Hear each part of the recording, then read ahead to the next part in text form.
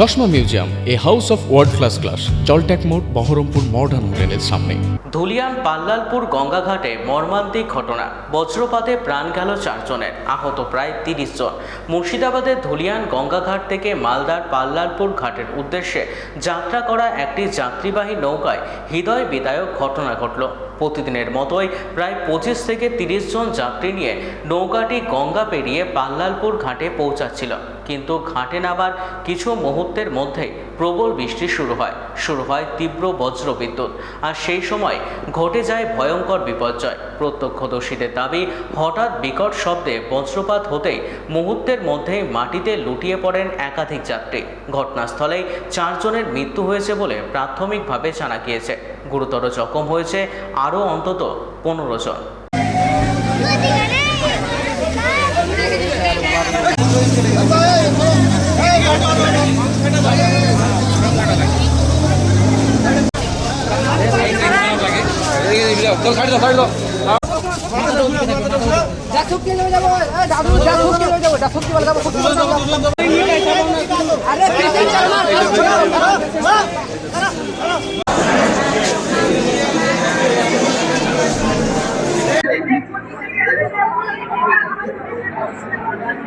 প্রায় 5:30টার সময় বিদ্যুৎ পৃষ্ঠ হয়ে আহত প্রায় 30 থেকে 35 জন।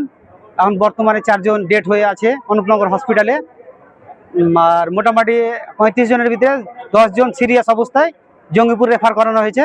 বাকিদের এখানে চিকিৎসা চলছে। তারা হচ্ছে পারদানাপুর সোহাপুর অঞ্চল।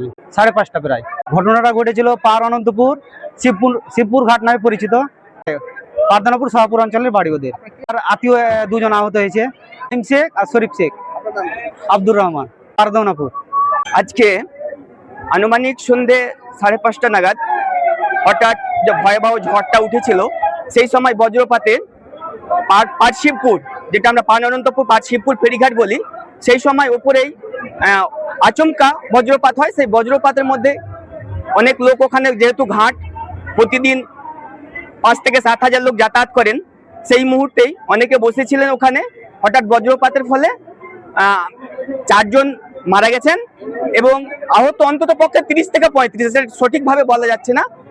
আমরা চাইছি এই যে ভয়াবহ দুর্ঘটনাটা ঘটে গেল, এই ঘটনার ফলে যারা মারা গেছেন সেই পরিবারের দিকে তাকিয়ে সরকারের কাছে আবেদন, তাদের প্রতি যেন কিছু একটা আর্থিক সহযোগিতা এবং পরিবারের যাতে কাউকে একটা সরকারি সুযোগ সুবিধা করে যান, সেই ব্যবস্থাটা আমরা সরকারের কাছে রাখছি। নদী পারাপার করতে গিয়ে এখন এটা তো দীর্ঘদিন থেকে সমস্যার মধ্যে আমরা আসছি। আমরা প্রতিদিন নদী পারাপার হয়, নদী পারাপারের ক্ষেত্রে ঠিকমতো যা উঠা নামার জন্য ঠিকমতো ব্যবস্থা নাই। ঘাটে যে মানুষের পাশে যেগুলো দরকার, শৌচালয় নাই। মানুষের বয়স্ক লোক প্রতিদিন অনেক রুগী আসা যাওয়া করে, এটা দিয়ে অনেক মাঝি আসা যাওয়া, ঘোষ দুধ নিয়ে আসে, তারপরে আপনার বিড়ি নিয়ে আসে, সাইকেলে করে আসে, যাতে উঠতে বসতে অনেক অসুবিধা হয় মানুষের। তাই সরকারের কাছে অনুরোধ যে জেটি ঘাটটা নির্মাণ হয়েছে দ্রুত কাজটা সম্পন্ন করুন, এবং এখানে যে ছোট নৌকার পরিবর্তে বলবো আপনারা এখানে একটা জাহাজের ব্যবস্থা করে দিন, যাতে মানুষ ভালোভাবে সুস্থভাবে যাতায়াত করতে পারে। এবং এইভাবে যে আমরা প্রতিনিয়ত ঝুঁকি নিয়ে ছোট নৌকাতে করে যাতায়াত করছি, আমরা প্রতিনিয়ত ঝুঁকি নিয়ে পারাপার হতে হয়।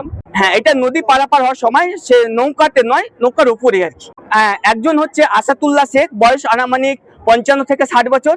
একজন হচ্ছে একরামুল হক, বয়স আনুমানিক 50+। একজন কোচি শেখ, আর একজন হচ্ছে আনিসুর রহমান। ওদের বাড়ি একরামুল হক যেটা আছে তার বাড়ি শোভাপুর, আসাতুল্লাহ শেখ পারদানাপুর হিজলতলা, বাকিগুলো আশেপাশে বাড়ি আর কি, পারদানাপুর এলাকার মধ্যে। আমার নাম তোয়াব আলী, আর বাড়ি পারদানাপুর। অনেকের অবস্থা যেগুলো শোচনীয় ছিল, মানে আহত গুরুতর আহত, তাদেরকে এখান থেকে জঙ্গিপুর রেফার করা হয়েছে। এবং কিছু মোটামুটি এখানে 10-15 জনের মতন এখানে আহত, যেগুলো হালকা আহত হয়েছে, তাদের এখানে চিকিৎসা চলছে।